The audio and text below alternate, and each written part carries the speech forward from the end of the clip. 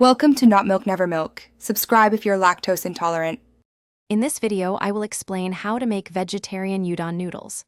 First, let's create a rich, dashi broth. Combine about 6 cups of water with a 4-inch piece of kombu and 5 dried shiitake mushrooms. Bring this to a gentle simmer and cook for 20 minutes, allowing the deep umami flavors to infuse the liquid. This forms the essential foundation for your delicious udon. Next, prepare your udon noodles.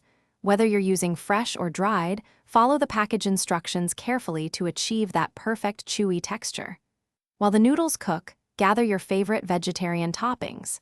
Think vibrant greens like blanched spinach, thinly sliced scallions, and crispy fried tofu. These additions will bring both flavor and visual appeal to your finished dish. Now it's time to assemble your beautiful udon bowl. Carefully ladle the steaming hot dashi broth into a large, deep bowl. Then, gently add the freshly cooked udon noodles, ensuring they are submerged in the flavorful liquid. Finally, artfully arrange your prepared toppings over the noodles. This step allows you to personalize each bowl to your liking. Serve your vegetarian udon noodles immediately to enjoy them at their peak warmth and texture.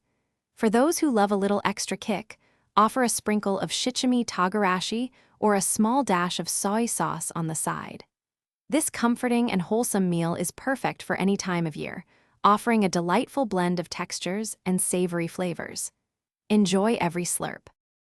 Thanks for watching. If this was helpful, leave a like and consider subscribing. See you next time.